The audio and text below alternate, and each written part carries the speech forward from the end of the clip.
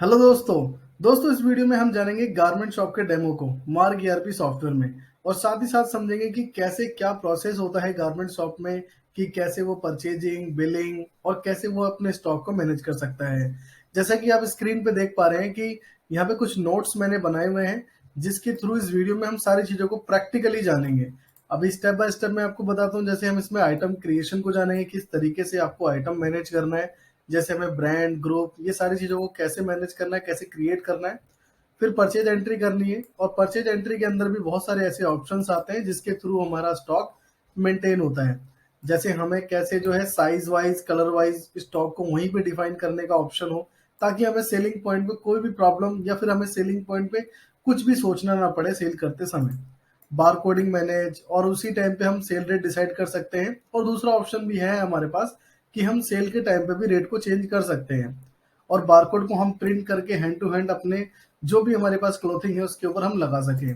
तो ये परचेजिंग का पूरा यहाँ पे मेथड मैंने बनाया हुआ है, किस तरीके से हम इसमें डील करेंगे। उसके बाद पेमेंट एंट्री है, जिसके थ्रू हम वेंडर की पेमेंट को ट्रैक कर पाएंगे, कब हमने उनको पेमेंट की है, अब कितना पे हमें उससे करना है। तो स्टेटमेंट वगैरह और रिपोर्ट सारी चीजें हम देख सकते हैं। उसके बाद सेल एंट्री है, और सेल एंट्री में भी कुछ चीजें हैं, जैसे कि ऑटोमेटिक सिलेक्शन, जो अभी मैं शुरू में आपको बता रहा था कि जब भी हम सेल करें तो हमें डिसाइड ना करना पड़े। अगर हम बारकोड मैनेज कर रहे हैं, बारकोड स्कैन करें, ऑटोमेटिक उसका जो भी साइज है, कलर है, एमआरपी है, सेल रेट है, जो भी हमने डिसाइड किया हुआ है परचेज में, वो ऑटोमेटिक लोड हो जाए। और उसके बाद फिर ऑटोमेटिक जैसे बिल सेव हो तो ऑटोमेटिक कस्टमर के पास जो है उसका बिल व्हाट्सअप हो जाए। और ये जो है मार्क सॉफ्टवेयर में बिल्कुल फ्री है, इसके लिए कोई भी एपीआई आपको इंटीग्रेट करने की जरूरत नहीं पड़ेगी। और इसके लिए ईमेल भी है, और ईमेल के लिए भी ये जो है बिल्कुल फ्री है, कोई एपीआई की नीड नहीं है। आपके पास जीमेल, हॉटमेल, रिडिफ मेल, इस तरह की कोई मेल आईडी है तो आप बिल्कुल उसको कॉन्फ़िगर कर सकते हैं। और उसके बाद है एसएमएस। एसएमएस के लिए आपको एपीआई बाय करना होता है। तो जो भी एसएमएस वेंडर है, बल्क एसएमएस वेंडर है, उससे आप एपीआई बाय करके सॉफ्टवेयर में इंटीग्रेट कर सकते हैं।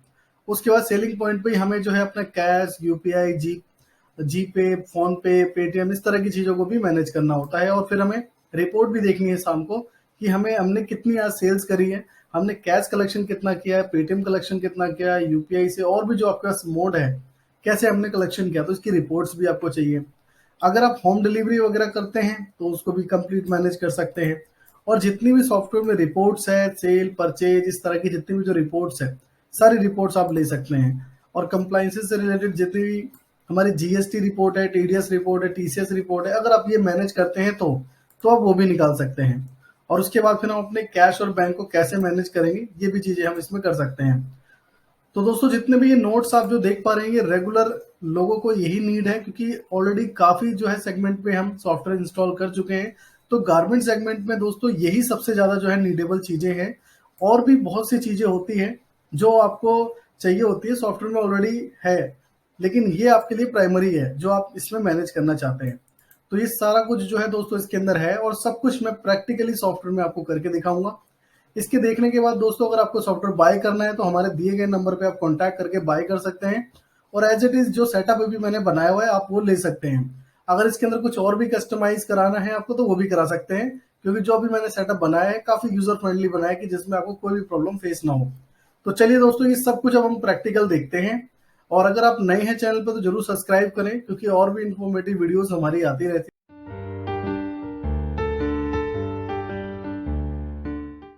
तो चलिए दोस्तों, स्टार्ट करते हैं। सबसे पहले हम पहले नोट्स को ले लेते हैं, आइटम क्रिएशन।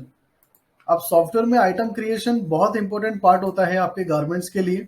तो इसके लिए जो है आप मास्टर में आके इन्वेंट्री मास्टर और आइटम मास्टर पे आप क्लिक करेंगे, तो आप अपनी आइटम लिस्ट पे पहुंच जाएंगे। जैसे कि यहाँ पे बाय डिफॉल्ट मैंने कुछ आइटम्स बनाए हुए हैं, ताकि आपका टाइम जो है इस वीडियो में काफी ज्यादा कम लगे, और इस कम से कम टाइम में आप ज्यादा से ज्यादा चीजों को देख पाएं। अब यहाँ पे बाय डिफॉल्ट आइटम मैंने क्रिएट किए हुए हैं, बट आपको कोई भी आइटम क्रिएट करना है तो यहाँ पे F2 से क्रिएट कर सकते हैं। और अभी जो मैं आया हूँ, मैं दोस्तों मेनू से आया हूँ। अगर आप चाहें अपने कीबोर्ड से आना, जैसे कि मैं यहाँ से आया, लेकिन अगर कीबोर्ड से आना चाहते हैं तो कंट्रोल आई प्रेस कर सकते हैं। कंट्रोल आई से भी आप अपने आइटम लिस्ट में आ सकते हैं। अब यहाँ पे कोई भी नया आइटम आपको क्रिएट करना है तो F2 से प्रेस करेंगे, और उसके बाद जो भी प्रोडक्ट का नेम है आप यहाँ पे डाल सकते हैं। जैसे कि मैंने यहाँ पे नाम डाल दिया simple V type T shirt. और उसके बाद दोस्तों बारकोड है, अगर आप आइटम मास्टर में ही डालना चाहें तो डाल सकते हैं, नहीं तो परचेजिंग के टाइम पे भी आप डाल सकते हैं। उसके बाद आप पीसेस वाइज इसको जो है सेल करते हैं। और यहाँ पे ये किस ब्रांड का है, जैसे कि ब्रांड के लिए मैं यहाँ पे जाऊँ तो यहाँ पे मैंने बाय डिफॉल्ट कुछ ब्रांड भी बनाए हुए हैं, तो आप अपने अकॉर्डिंग F2 करके ब्रांड को भी बना सकते हैं। तो मैं इसमें सपोज लेविस ही ले लेता हूँ। और उसके बाद ग्रुप, आप जो है अपने अकॉर्डिंग ग्रुप बना सकते हैं, जैसे men's wear, kids wear, women's wear, इस तरीके से। अगर दोस्तों आप ये करते हैं तो इसके लिए बहुत सारे बेनिफिट्स आपको आगे मिलते हैं, रिपोर्ट देखने में, स्टॉक को फिल्टर करने में, और जो आप अपने वेंडर को ऑर्डर देते हैं वहां पे भी इसको फिल्टर कर सकते हैं, क्योंकि आपके पास मल्टीपल आइटम होते हैं। तो आप एक एक ग्रुप को ओपन करके देख सकते हैं कि क्या क्या आइटम हमें मंगवाने की नीड है। उसके बाद दोस्तों HSN कोड है, तो जो भी आपका टैक्स कोड आता है उस गारमेंट्स में आप वो डाल सकते हैं। और उसके बाद यहाँ पे दोस्तों MRP, सेल रेट, अगर ये आप इधर ही डालना चाहें, मास्टर में ही डालना चाहें तो डाल सकते हैं, नहीं तो आप इन सबको परचेजिंग के टाइम पे भी डिसाइड कर सकते हैं। तो मैं इसको सेव कर देता हूँ, Ctrl W से इसमें सेव होता है। तो देखिए आइटम आपका सेव हो चुका है। अब हमने यहाँ पर रैक नंबर नहीं डाला। अगर दोस्तों आप रैक मैनेज करते हैं तो रैक भी डाल सकते हैं, सपोज मैंने ये F25 में डाला हुआ है। तो दोस्तों इस सेटअप में जो भी डेली यूजेस की चीजें हैं आपकी, वो सारी की सारी कंप्लीट मैंने कवर कर रखी है। जैसे रैक मैनेज करते हैं, क्योंकि आपके पास जो गारमेंट शॉप है उसमें मल्टीपल रैक्स होते हैं, तो कौन से रैक में क्या सामान रखा हुआ है, तो ये भी आप मैनेज कर सकते हैं। जब आप सेल करेंगे तो ये आपको बहुत हेल्प करेगा उसमें। अब दोस्तों आ जाते हैं परचेज एंट्री के ऊपर, कि परचेज एंट्री में हमें जो है स्टॉक कैसे मैनेज करना है, साइज कलर कहाँ पे मेंशन करना है, बारकोड कहाँ मैनेज करना है हमें, सेल रेट और MRP कहाँ डिसाइड करें, और कैसे हम इसको प्रिंट करें। तो ये सारी चीजों को हम देखते हैं। अब हम चलते हैं परचेज एंट्री में। तो परचेज एंट्री के लिए दोस्तों आप सिंपल यहाँ पे क्लिक कर सकते हैं, जैसे कि आप देख पा रहे हैं। और आइटम लिस्ट जो मैं गया था यहाँ पे, और यहाँ पे भी मैंने वो सारी कुछ चीजें जो है यहाँ पे लगा रखी है, ताकि दोस्तों आप एक क्लिक से अपने उस डिटेल्स पे पहुंच जाएं, ताकि आपको इतने सारे ऑप्शंस का यूज ना करना पड़े। अब जैसे मुझे परचेज एंट्री करनी है तो सिंपल वे में मैंने परचेज बिल एंट्री पे क्लिक किया। आप चाहें तो Alt+P से भी आ सकते हैं। उसके बाद जिस डेट में भी आपके पास परचेज आई है और जिस वेंडर से भी आई है, वेंडर भी मैंने ऑलरेडी बनाया हुआ है, बाकी आप F2 करके भी बना सकते हैं। अब मैंने वेंडर को सिलेक्ट कर लिया और जो भी मेरे पास इनवॉइस नंबर आया, इनवॉइस नंबर डाल दिया। अब मेरे पे क्रेडिट पे आया, कैश पे आया, तो मैंने ये मेंशन कर दिया। उसके बाद दोस्तों अब यहाँ पे हम आइटम का सिलेक्शन करेंगे। अब जैसे कि हमने जींस बाय किया, तो जैसे ही आप किसी भी आइटम पे एंटर करेंगे तो दोस्तों ये कर्सर आपके नीचे आ जाएगा। सॉफ्टवेयर में देखेंगे तो ध्यान से, अब यहाँ पे S, Z और CL है, मतलब कि आप यहाँ पे साइज भी बता सकते हैं और कलर भी बता सकते हैं। दोस्तों मैंने एक ही फील्ड के अंदर दोनों चीजें डाल दी है, क्योंकि मोस्टली जो है आप ऐसे ही यूज करते हैं। अगर आप चाहें तो अलग अलग भी मैनेज करना चाहें, अलग अलग भी यूज कर सकते हैं, अलग अलग आपको दो फील्ड्स मिल जाएगी इसमें। बट मैंने जो अब तक सेल आउट किया है गारमेंट्स में, ज्यादातर लोग जो है दोस्तों साइज को मेंटेन करते हैं। बट मैंने यहाँ पे एक ऑप्शन और भी डाल दिया, कलर, कि अगर वो भी करना चाहो तो कर सकते हो, नहीं तो साइज भी डाल सकते हो सिर्फ। जैसे कि मैंने इसको डाल दिया 32। अगर मैं इस तरीके से भी करना चाहूँ तो कर सकता हूँ। और ये मेरे को MRP मेंशन करनी है 29,999 की, और मैंने इसका 12 स्टॉक परचेज किया, और ये मुझे 1678 रुपए का पड़ा, कोई डिस्काउंट नहीं है। अब देखिए दोस्तों जैसे ही एंटर करेंगे, अब यहीं पे आपकी दोस्तों MRP जो है बन गई है, और कितने रुपए में आपको बेचना है, सेल रेट भी आप यहीं पे मेंशन कर सकते हैं। ये जो रेट A है ये सेल रेट है, और बारकोड भी आपका ऑटोमेटिक जनरेट हो गया, क्योंकि गारमेंट्स में सेल्फ जो है बारकोड ज्यादा जनरेशन होता है, क्योंकि आगे से कपड़ों पे बारकोड बहुत ही कम आता है। और अगर आता भी है तो उनके जो है बारकोड पे उनकी MRP लिखी होती है, उनका सेल रेट लिखा होता है, जो कि कुछ कम होता है कभी कभी केस में, ये ज्यादा होता है। तो ज्यादातर जो है गारमेंट शॉप जो है अपना खुद का बारकोड जनरेट करते हैं। तो यहाँ पे बारकोड ऑटोमेटिक जनरेट हो गया है। अब इसी तरीके से हमें सेम आइटम परचेज करना है, लेकिन इसका साइज जो है अलग है। इस बार साइज है 38, और कलर हम इसके पीछे डालते हैं ब्लैक। उसके बाद ये आ गया, मैंने इसकी एंट्री पहले से सेव की होगी, तो यहाँ पे ऑटोमेटिक इसका MRP आ गया। उसके बाद एंटर करेंगे, कितनी क्वांटिटी आपके पास है, क्या रेट है परचेज, वो सारी चीजें आ जाएगी। अब इसी तरीके से दोस्तों इसमें नाइकी का शूज भी है, तो हम उसकी भी साइज को यहाँ मेंशन कर लेते हैं। सपोज 9 नंबर का है ये, और उसके बाद हम एंटर करके जो भी इसकी MRP है 1999, और उसके बाद हमने इसकी जो परचेजिंग करी है वो 21 पीसेस की है, और जो हमें रेट पड़ा है वो 789 का, और यहाँ पे हम सेलिंग रेट को भी मेंशन कर देंगे। तो ये हमें सेल करना है 1999 पे ही, और ऑटोमेटिक इसका बारकोड जनरेट हो गया। अब दोस्तों सेव करने के लिए आपको Ctrl W ही प्रेस करना है, और एंटर एंटर करके कंटिन्यूसली आपको आगे बढ़ना है। और जैसे ही सेव करेंगे, अब यहाँ पे आपके पास सारे ऑप्शंस आ गए हैं दोस्तों। अब देखिए नीचे आप देख पा रहे हैं बारकोड 4th नंबर पे। अगर मेरा माउस पॉइंटर पे आप देख पा रहे हैं तो यहाँ बारकोड आ रहा है। अब मैं इस बारकोड पे एंटर करूंगा और एंटर करने के बाद मेरे को कितने प्रिंट चाहिए मैं यहीं से इनके बारकोड को जनरेट कर लूंगा और ये ऑटोमेटिक जो है यहाँ से ऑटो फिल कर लेगा आपकी क्वांटिटी को, जो भी आपने इस परचेज में क्वांटिटी डाली है। अब यहाँ पे अल्ट पी करके प्रिंट पे एंटर करेंगे, आपका बारकोड जनरेट हो जाएगा। अब दोस्तों बारकोड के लिए भी आप जो है अलग अलग टाइप से बना सकते हैं। जैसे दोस्तों मैंने स्क्रीन पे कुछ एग्जांपल दिए हैं। सॉफ्टवेयर में कस्टमाइजेबल है, आप अपने अकॉर्डिंग बारकोड को बना सकते हैं। जैसे आप चाहें तो इस तरीके का बना सकते हैं, जैसे भी आपके गारमेंट्स में चलते हो। गारमेंट्स में कुछ कहीं कहीं पे ये देखने को मिलता है कि काफी ज्यादा लॉन्ग होते हैं उनके जो ये पेजेस हैं।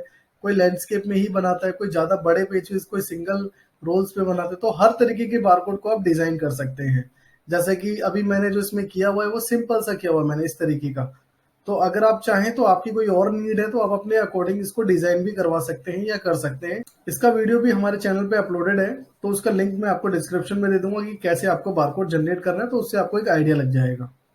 तो दोस्तों परचेज एंट्री भी हो चुकी है और यहाँ पे हमने जो है स्टॉक को भी colour wise, stock wise, size wise manage कर लिया और बारकोड को भी मैनेज कर लिया दोस्तों। प्रिंट करने के लिए cell rate, purchase rate, MRP भी हमने डिसाइड कर लिया। आइटम हमारा एक ही है और हमने उसमें multiple MRP, multiple cell rate को मैनेज कर दिया। अब यहाँ पे दोस्तों बात आती है वेंडर पेमेंट की। अब हमें अगर पेमेंट एंट्री करनी है क्योंकि साथ साथ हमें अकाउंटिंग भी मैनेज करनी है, तो दोस्तों इसके लिए आपको आना है पेमेंट आउट पे। जैसे आप पेमेंट आउट पे क्लिक करेंगे, अब जिस डेट में भी आपने इनको पेमेंट की है वो डेट आप मेंशन करेंगे। उसके बाद पार्टी का नाम क्या है, यानी कि वेंडर का नाम क्या है, एंटर करेंगे। 1,58 की आपने इनसे परचेजिंग ली हुई है। सपोज हमने इनको 1 लाख रुपए की पेमेंट कर दी है, तो आपने इस तरीके से मेंशन किया। अब यहाँ पे ये ओपन हो जाएगा कि कौन से बिल के रिगार्डिंग आपने किया, एंटर करेंगे आप।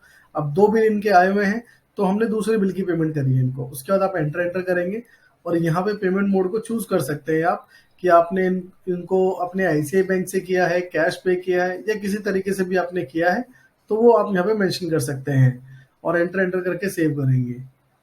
तो दोस्तों अब हम इनका खाता चेक कर लेते हैं। इसके लिए आप आएंगे बुक्स में, ऑल लेजर, और अब हम टाइप करते हैं शर्मा जी। तो देखिए अब यहाँ इनको हमें 58,000 की पेमेंट करनी है क्योंकि 1 लाख की पेमेंट हमने इनको कर दी है। तो साथ ही साथ आप इनके अकाउंटिंग को भी मैनेज करते हुए जा रहे हैं, बैलेंसेस को मैनेज कर रहे हैं।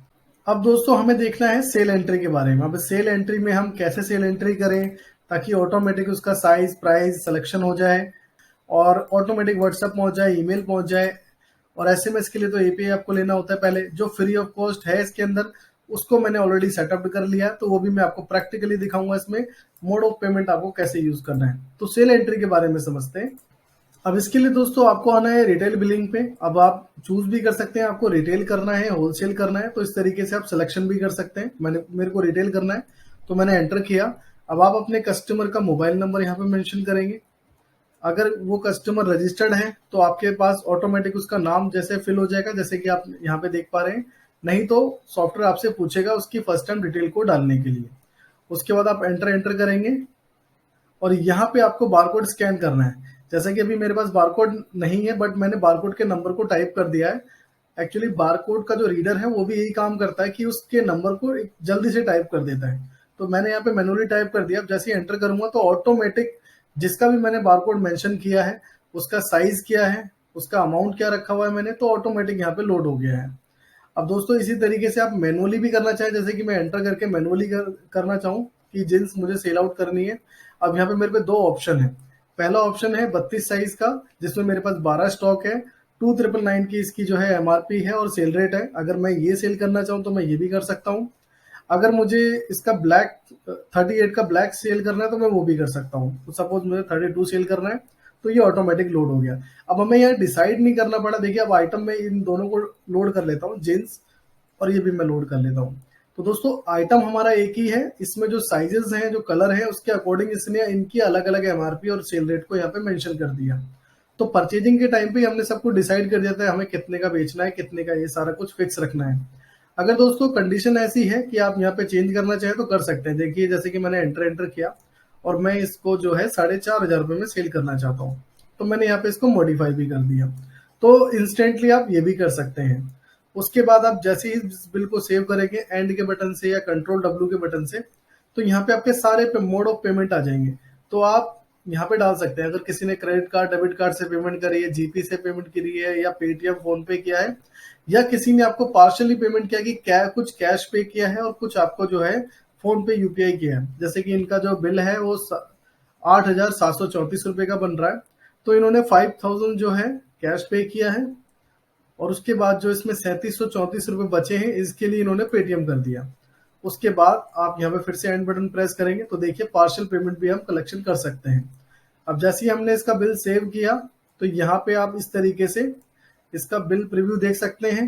जैसे कि आप देख पा रहे हैं बिल पे कि ये हमने बेल्ट सेल करी है स्टैंडर्ड साइज, जीन्स एक 32 साइज की हमने सेल करी है, और एक जीन्स हमने 38 ब्लैक कलर की सेल की हुई है। तो इस तरीके से डिटेल डिस्क्रिप्शन आपको यहाँ पे शो होगी, और आप इसे कस्टमाइज भी करा सकते हैं अपने अकॉर्डिंग, अगर आपके यहाँ पे कोई और सेटअप है या किसी और तरीके से आप चाहते हैं तो इस तरीके से। अब जैसे ही मैं इसको स्केप करूंगा तो सॉफ्टवेयर मेरे से पूछेगा कि क्या आप इसको मेल और व्हाट्सएप करना चाहते हैं। अगर मैं इसे यस करता हूं और एंटर करता हूं तो यहाँ पे मेल आईडी पूछेगा। तो दोस्तों मैंने यहाँ पे मेल आईडी मेंशन कर दी, उसके बाद मैंने एंटर किया। अब ये सॉफ्टवेयर ऑटोमेटिक जो है मेलिंग करना स्टार्ट कर रहा है।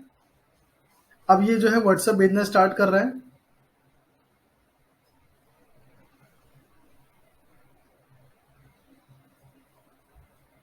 तो दोस्तों मेल और व्हाट्सएप दोनों ही जा चुका है। अब हम इसको चेक कर लेते हैं। तो दोस्तों जैसे कि देख पा रहे हैं कि हमारे पास मेल भी आ चुकी है और व्हाट्सएप भी आ चुका है। अगर आप स्क्रीन में आप देख पाए तो यहाँ पे व्हाट्सएप भी आ चुका है हमारे पास, और हम मेल को भी ओपन कर लेते हैं। तो मेल जो है हमारे यहाँ पे आ चुकी है, और मेल में बिल नंबर और डेट, और यहाँ पे जो भी हमने बिल फॉर्मेट रखा हुआ था वो फॉर्मेट हमारे पास यहाँ पे आ गया है। जैसा कि हम सॉफ्टवेयर में भी देख लेते हैं दोबारा से इसको रीओपन करके। तो आप इस फॉर्मेट को चेंज कराना चाहें दोस्तों तो करा सकते हैं। और ये जितने भी जो व्हाट्सअप है, ईमेल है, ये वन टाइम सेटअप होता है पहले, जो भी आपकी ईमेल आईडी, आपका व्हाट्सअप नंबर है उसके अकॉर्डिंग। तो ये सब कुछ हम आपको कॉन्फ़िगर करके देंगे, जैसे कि यहाँ पे आप ये देख पा रहे हैं। तो ये चीजें हमारी कंप्लीट होगी। अब हम देखते हैं कि क्या है नोट्स में अगला। उसके बाद दोस्तों आप यहाँ पे कंप्लीटली होम डिलीवरी को भी मैनेज कर सकते हैं। अगर आपके यहाँ पे सिस्टम है कि आप होम डिलीवरी करते हैं या ऑनलाइन ऑर्डर लेते हैं, उस ऑर्डर की पूरी ट्रैकिंग करते हैं, तो ये भी आप सॉफ्टवेयर में कर सकते हैं। इसका भी ऑप्शन दिया हुआ है ट्रांजैक्शन में, डिस्पैच मैनेजमेंट। अभी जैसे कि जो हमने बिल जनरेट किए हैं उसी से रिलेटेड देख लेते हैं। तो ये 3 बिल हैं, आप यहाँ पे इसको मैनेज कर सकते हैं। तो इसका भी एक कंप्लीट सेटअप होता है, और ये जो सेटअप है ये रिक्वायरमेंट के अकॉर्डिंग ही होता है, क्योंकि हर जगह पे अलग रिक्वायरमेंट होती है। कोई अमेजोन फ्लिपकार्ट पे जो है उसको मैनेज करता है, कोई सेल्फली अगर खुद की वेबसाइट है उससे मैनेज करता है। तो उसके क्या स्टेप्स हैं उसको मैनेज करने के, ये रिक्वायरमेंट के ऊपर ही ये जो है कंप्लीट हो पाती है। यहाँ पे कलर इंडिकेशन लग जाता है, और जो भी डिलीवर्ड हो चुके हैं वो बिल यहाँ पे आपको शो नहीं होता। अगर आप सर्च करते हैं तो वहां पे आपको दिखाता है कि जो भी उसका स्टेटस है कि ये डिलीवर्ड है या पेंडिंग में है। तो इसके लिए एक सेपरेट वीडियो मैं आपको अलग से दे दूंगा, आप मेरे चैनल को सब्सक्राइब करके रखें तो इसका भी एक अलग से आपको वीडियो मिल जाएगा, एक किसी सिंपल स्टेप के लिए, क्योंकि ये बहुत बड़ा टॉपिक है। अगर हम इसको सेटअप करें, कवर करें, तो ये वीडियो और भी ज़्यादा लेंथी और ज़्यादा टाइम इसका हो जाएगा। उसके बाद दोस्तों ऑल टाइप रिपोर्ट्स, आपको जिस टाइप की भी रिपोर्ट चाहिए, जैसे कि मैंने यहाँ पे लगाया हुआ है कि आप यहाँ पे अपनी सेल्स रिपोर्ट भी ले सकते हैं। जैसे कि अभी हमने जो 1-2 सेल्स किए हुए हैं उसकी रिपोर्ट अगर हमें चाहिए कि हमने 1/4 से लेके 11 तक, 11वें महीने तक टिल डेट क्या सेल्स करी है, तो देखिए दोस्तों यहाँ पे 3 सेल एंट्री हमने कर दी है 9,739 रुपए की। और यहाँ पे दोस्तों काफी फिल्टर्स हैं, आप फिल्टर लगा सकते हैं। आप जो है अपने सेल्समैन के अकॉर्डिंग देख सकते हैं, एरिया वाइज देख सकते हैं, तो बहुत सारे फिल्टर हैं इसमें। सेल्समैन के टॉपिक को मैंने कवर नहीं किया, वो भी मैं आपको बता देता हूँ। जैसे कि जब भी आप रिटेल करते हैं, रिटेल करते वक्त जिस कस्टमर को भी आप रिटेल कर रहे हैं, सपोज मैं अपना नंबर दोबारा से डाल देता हूँ यहाँ पे, और उसके बाद यहाँ पे एक ऑप्शन आपको दिखाई देता है SMA, यहाँ पे फुल आ नहीं रहा, SMA लिखा हुआ, ये आपका सेल्समैन है। आपके गारमेंट में सबसे ज्यादा ये होता है कि आप अपने पास एम्प्लॉय रखते हैं जो कि सेल्समैन है। आप उसको स्पेसिफिक सैलरी तो देते ही हैं, बट आपने उनका एक इंसेंटिव, उसको कमीशन दे रखा है कि आप जितने भी आइटम्स को सेल करेंगे उसके अकॉर्डिंग कमीशन है। तो मैंने यहाँ पे कुछ जो है बना रखे हैं, जैसे कि मैं राहुल कश्यप को ले लेता हूँ। अगर मैं इसको, इसके थ्रू अगर इसने सेल करी है, सपोज 2 क्वांटिटी की सेल करी है इसने, मैंने इनका कमीशन जो है डिफॉल्टली 10% का लगा रखा है। तो देखिए बिलिंग के टाइम पे भी मुझे दिखेगा कि इसका कमीशन जो है इतना जनरेट हो चुका है। अब जैसे इस बिल को मैं सेव कर दूंगा, और उसके बाद फिर ये जो व्हाट्सअप वगैरह है मैं इसे कैंसिल कर देता हूँ अभी, और मैं राहुल के लेजर को चेक कर लेता हूँ। तो मैं यहाँ बुक्स में और लेजर और राहुल, तो देखिए दोस्तों राहुल के अकाउंट में 999 रुपये 80 पैसे पहुंच चुके हैं इसके कमीशन के। अभी कभी भी लेना चाहें तो दोस्तों ले सकता है। आप सिंपल वे में एक पेमेंट एंट्री करेंगे, पेमेंट आउट करेंगे, एंटर, और यहाँ पे आप राहुल का खाता लिंक करेंगे और उसके बाद कितने पैसे देना चाहते हैं आप राहुल को। सपोज राहुल ने आपसे 500 रुपये ले लिए, और किस बिल के कमीशन के, इस बिल के कमीशन के, तो आप यहाँ पे अगेंस्ट भी डाल सकते हैं। उसके बाद एंटर एंटर करके सेव कर देंगे। अब जैसे भी आपने मोड ऑफ पेमेंट किया हुआ है, मैंने बाय डिफॉल्ट कैश में सेव कर दिया, आप अपने अकॉर्डिंग सेव कर सकते हैं। अब दोबारा से आपको राहुल का खाता देखना है तो आप ऑल लेजर में आएंगे और राहुल के खाते में देख सकते हैं कि आप 499 आपको और पे करना है। तो पूरी डिटेल है, पूरी स्टेटमेंट्स है, यहाँ पे आप चाहे मैनेज कर सकते हैं इसको। हम जो अगले स्टेप की तरफ थे वो है रिपोर्ट्स। तो आप अपनी रिपोर्ट देख सकते हैं जिस वे में भी आप रिपोर्ट देखना चाहें।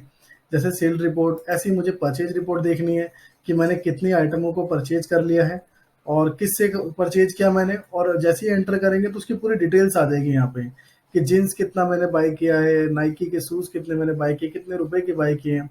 तो इस तरीके से दोस्तों आप परचेज रिपोर्ट भी जनरेट कर सकते हैं। ऐसे ही इन्वेंट्री आप मैनेज कर सकते हैं कि मैंने कितना सेल परचेज किया और कितना मेरे पे टिल डेट बचा हुआ है। अब देखिए दोस्तों जो मेरे पे बेल्ट है, बेल्ट की जो परचेज है 1/4 से लेके 5/11 तक की 23 आइटम मैंने इसे परचेज किया है, और सेल मैं इसको 4 कर चुका हूँ अब तक। 19 का मेरे पास क्लोजिंग स्टॉक है।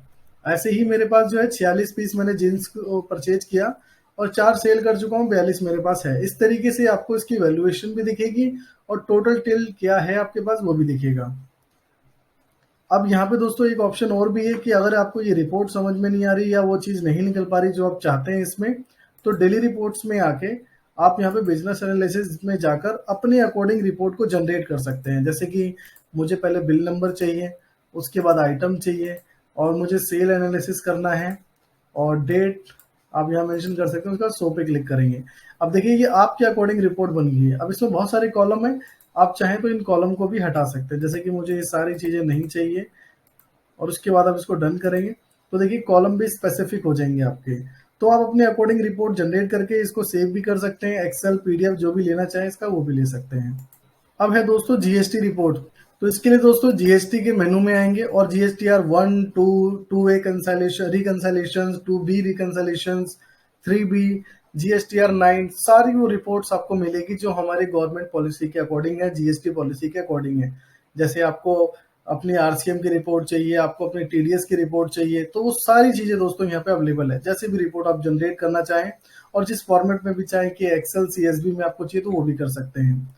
और ईवे अगर आप मैनेज करते हैं तो ईवे बिल को वन टाइम कॉन्फ़िगर करके आप यहाँ पे ऑटोमेटिक जो है अपना ईवे निकाल सकते हैं सॉफ्टवेयर से, अगर आप होलसेल करते हैं तो। अब इसके बाद दोस्तों था कि आप अपने कैश इन बैंक को भी मैनेज कर सकते हैं। जैसे कि अभी आप यहाँ पे देख पा रहे हैं कैश इन बैंक। तो हमारे पास जितने भी कैश इन बैंक है, जैसे जो भी आपके पास पेटीएम में पैसे आते हैं जो आप सेल के ट्रांजेक्शन पे ले रहे हैं, तो इसको हमें सेटल्ड भी करना होता है कि जो भी आप पेटीएम यूपीआई से ले रहे हैं ये सारे के सारे आपके किसी एक अकाउंट में आते हैं, चाहे सेविंग हो करंट हो, तो हमें इसे सेटल्ड करना होता है।